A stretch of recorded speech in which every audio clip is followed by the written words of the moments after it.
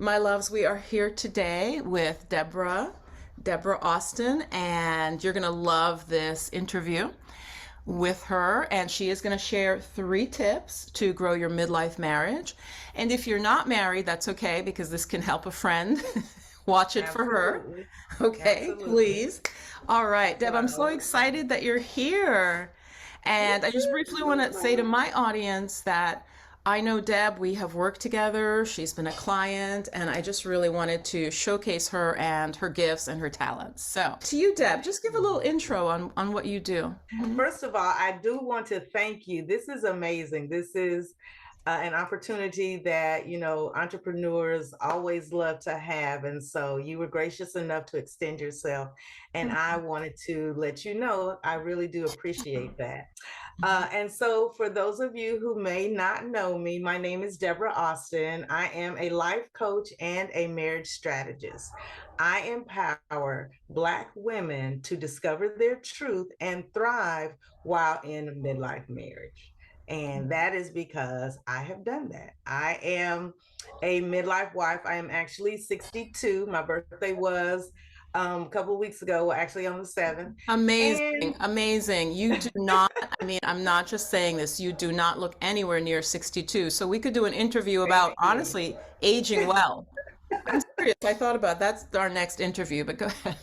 Okay. Well, I actually, I have been married for 38 years. My husband and I met when I was 19. So we dated for 4 years before we got married. So we've been together more than we've been apart, is certainly. But I am very familiar with some of the ups and downs that come along with the married life, and I have made through those. I've made my way through those, Mhm. and I love helping women who may be in this age. They may be, 40, 45. Right. You may have been married all that time, or maybe not. You might, because I have several friends who are on their second marriage, so they Yeah. want to work. They want to make sure that they, get things right this time. Mhm. And this is an opportunity to just learn and to grow and to be prepared for when you are entering a second marriage, or, if you've been married for a long time. The other thing is that marriages tend to get stale. And Of so, because course. we are humans, we are creatures of habit. Hmm. And, if you don't intentionally make changes, then that change is not going to happen. And Right. so, you and your spouse are doing the same thing every day. You're bored, but nobody says anything.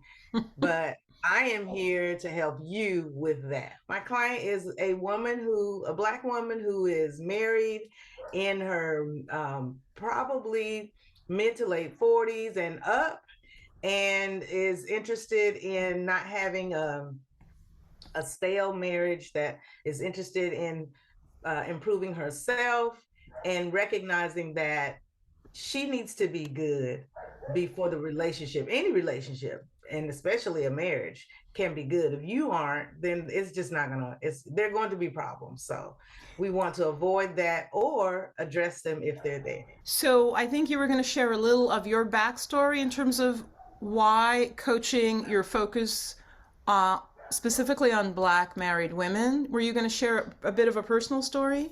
As I said, I am very familiar with the ups and downs of marriage. I was married 19 years before there was anything major that happened in my marriage, and we kind of we didn't do what needed to be done in order for it to happen quickly. And what I mean by that is, I was not at a point where I was comfortable and knew who I was. So that is one of the things that I work with the women with. I had to get through that. And so as a part of that, I also had to learn how to be in this new relationship with my husband, because we were different after we had gone through our marital challenges, which lasted, as I said, a very long time. I would say 10 years that the marriage was awful. And then, but since then, it's been 10 years that it's been amazing. So, and that is why I do what I do, because when I was going through, Mhm. there were not faces that looked like mine that were interested in trying to make it work or that were providing assistance. And so, But you a saw lot the of need. You people may look to their churches, right. but my pastor was a Black man, not a Black woman. So today, Yeah. I want to share with you Mhm. 3 tips on growing intimacy in your midlife marriage. And the Okay. first tip relates to Yeah. discovering who you are. Okay. Know who you are or rediscover who you are. When I was going through, things went a lot longer, I feel, because I was really not comfortable with who I was. And I didn't even realize it. That was the other thing. We don't always take time to learn who we are. So that was one of the things that I had to do, was to discover, who am I now? Because I was not the same person, especially after going through all of the challenges that I went through in my marriage. I certainly was not the same person. And I definitely was not the same person as when I first got married. And so it's important that you take time to discover who you are now, what makes your heart sing, what makes you happy. And it doesn't mean it's necessary to the exclusion of other people being happy, but it's important that you're happy too. So, that's the first tip that I would like to share with you today, is for you to take time to learn, who are you now? Can you give one way that they could do that? One method or? One of the ways that you can learn or begin to learn Mhm. how you or who you are now, there's several ways you could, and I'm just going to share one, but journaling is a good way to Mhm. discover who you are. If you Okay. have never just taken the time to sit down in a quiet space and just be with yourself, then you should do that. It's Okay. important. Take the time and write what comes to your mind. It doesn't have to be in any specific type of format. You can, don't worry about spelling, all of that, because that breaks your train of thought. So just write Okay. and then go back and read it. So that's one way that you can begin to discover, Mhm. who are you now? What do you like? Think about, you may want to make a list of 50 things that you want to do. You could create a bucket list. That is a really good tip, and that's something that you work with when you work with women in your program. Right. That's part of your program. Perfect. Women, Absolutely. are there misconceptions that you just find people have in general about your work as a life coach and marriage Yes. strategist? Yeah. Yes. One of the biggest misconceptions is that I work with couples and that I Okay. work with men, because I don't. I feel like women need a safe space to just talk, and not have to worry about a man being in the room, whether that man is her spouse or somebody else's spouse. Like, because I do group coaching, um, I would not want, I'm not a man. I don't know how men think like that. I know how, to a certain extent, one man thinks, my husband, but I don't, I don't want to have to even worry about that. So I don't want other men around. I don't want men around. And so I don't work with couples. Okay. And so that's the biggest one, is that it's a marriage thing for couples. It's not, your spouse doesn't need to be present for anything. Okay. Basically, what I do is help you to get to a better you, and you take that back into the relationship. And Got it. that's how Got it it. benefits the marriage. Okay. So yeah, And that's why I say I'm a marriage strategist, as opposed to, like, I'm not a marriage coach really, because I may share with you something that you can take back to your marriage, but not like that's all we're working on. Oh, what did he say about this, that, and the other? We're not. Mm-hmm. That's not. My second tip that I wanted to share with you is one that I noticed when my husband and I were back together and on firm Mm-hmm. ground. Mm-hmm. It's important to go to bed at the same time. One of the things that enabled us to not be as intimate, and that's, emotionally just connected, you Connected. know Mhm. right. If you're disconnected, it's easier to argue. Yes. You don't even feel like you won't even put forth the effort to not argue. You don't even want to stop and try to use what you know to not argue. You're just going to argue because you don't feel that closeness, you don't feel that intimacy. So don't go to bed separately unless there are times when you may not, but communicate that. When my husband and I get ready to go to bed, like if we're in somewhere else in the house, okay, sitting watching TV or whatever, all right, I'm getting ready to go to bed. Okay. Mhm. So if I'm in the middle of something, Mhm. I will say, I'm gonna finish this up and then I'll be in. Or I'm right behind you, or whatever. But we communicate that. We don't just disappear and the other one finds you sleeping, snoring in the bed. You don't, you know. Right, So right, right. It's if you're gonna be sleeping, snoring in the bed, then you let me know that that's what's gonna happen before. Or if you're gonna be waiting for me, then I need to know that as well. So But of course, there's going to be the occasional time when that won't work for a variety of right, reasons, but right, it's your intention as a couple that this is absolutely, your norm, right? right. Yeah, no, Hmm. that makes a lot of sense, actually. I'm just even thinking about my experience, even though I haven't been married, but I definitely agree with that. Yeah, thank you for that. Final question for you, and then we want to get that final tip, and I'll share with folks how they can work with you, or just find out more about your work and get Okay. to know you. So, in terms of this field of, and I'm just going to put it together because, again, in people's minds, they might think the counselor, the marriage coach, it's what makes you different from others in your field. Because you say you're a marriage strategist, and I like the word strategist because it implies like a finesse, a kind of looking at the problem and a solution. So I really like And that. that is exactly what we do. That's exactly what we do. Well, and getting to what makes me different, really, it's Yeah. because of what I have experienced in my life. I am retired now. I'm a retired educator. And after being just the fact that I am 62 years old and have been married for 38 years, have Yeah. raised two children, just my life experiences Mm-hmm. have prepared me for this. I mean, I've also had some formal training regarding my career as well as regarding this career. I just have always been able to have that insight because of what I went through. I recognize what needs to happen. So I wasn't in touch with who I was and what I needed. And I can say that I really do feel like when I began to be that person, that things changed in my relationship.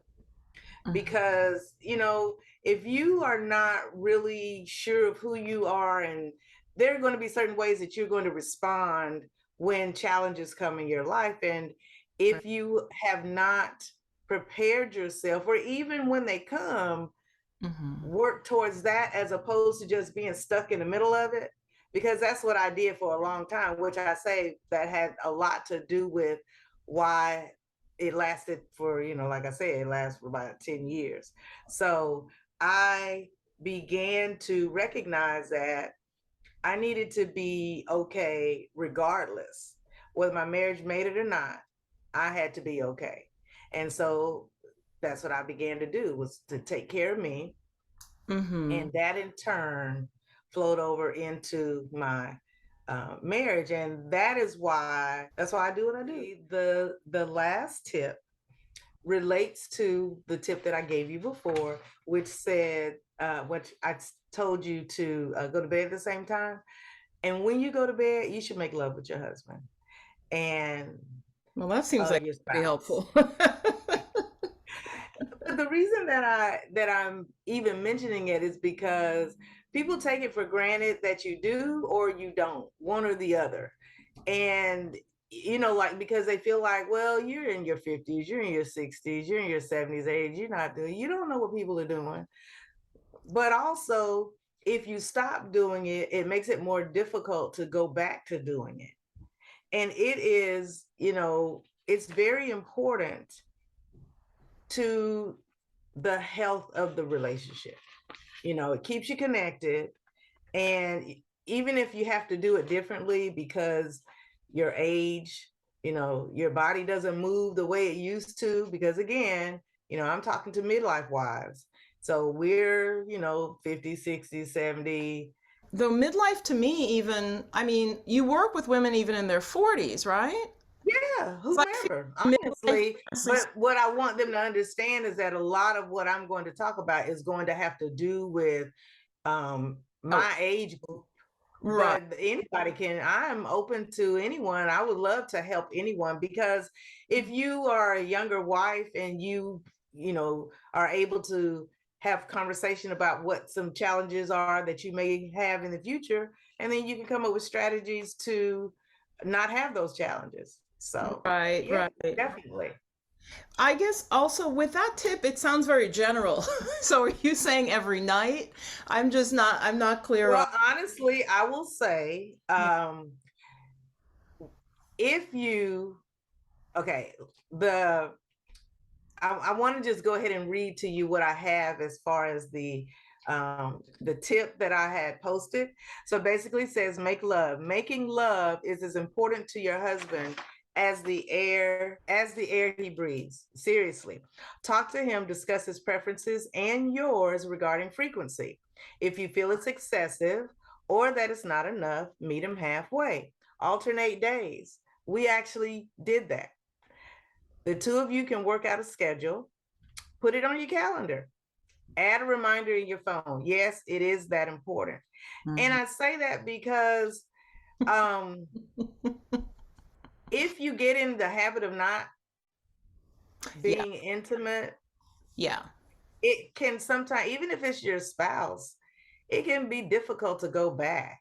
And Right, so right. I could see you that. have more days and more days that come between. And Hmm. before you know it, it's been a month, it's been 6 months. Right, right. And then how do you broach that subject when you both are just, well, going to bed?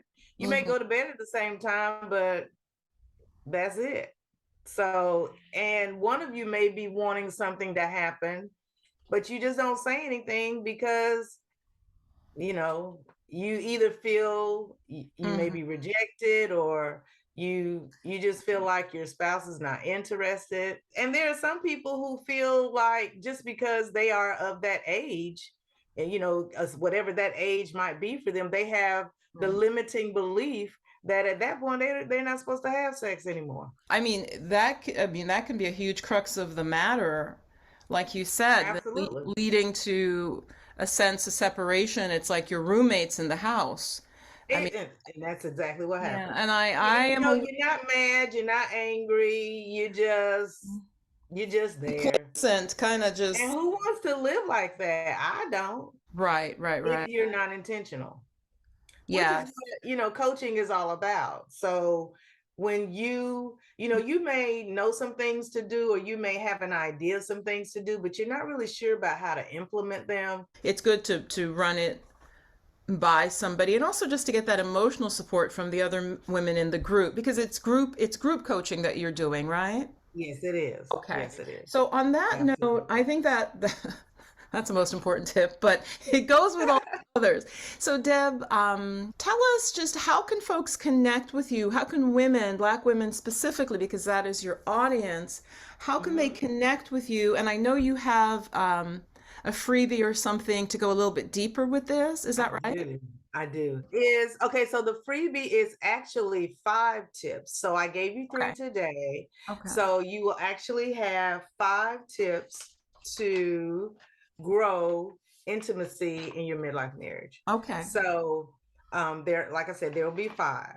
As I was saying earlier, it's sometimes difficult to restore intimacy. So if you feel like you are heading in that direction, these Hmm. are just 5 things. They're really not difficult to do, and you can do them with your spouse, and that will, get the ball rolling. So Right, right, that's right. we And want to so we want to I'm crack the door, just get mhm. things going again.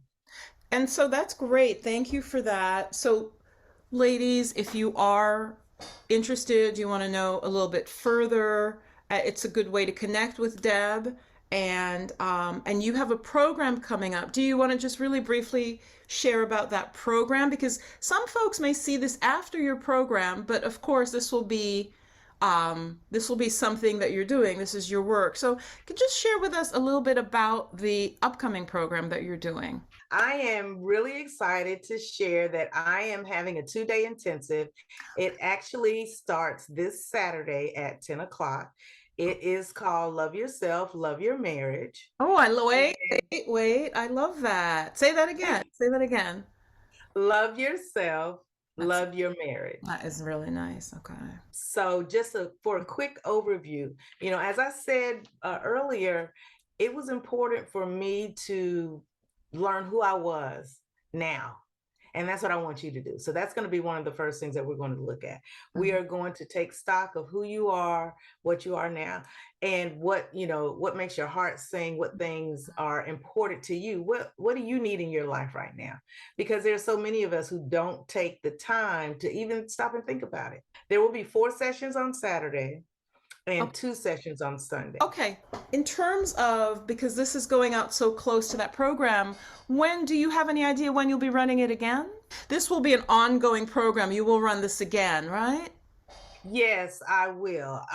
It will be within the next 2 months that I'm going to Okay. run it again. It's a good program, so It sounds like a don't. wonderful program. I mean, I honestly, to my audience, when she said the title, like I got, because you guys know I'm intuitive. So I got chills when she said the title, like that means when somebody's really speaking truth, and that it just sounds like it would be a really lovely program for some of the women in my audience.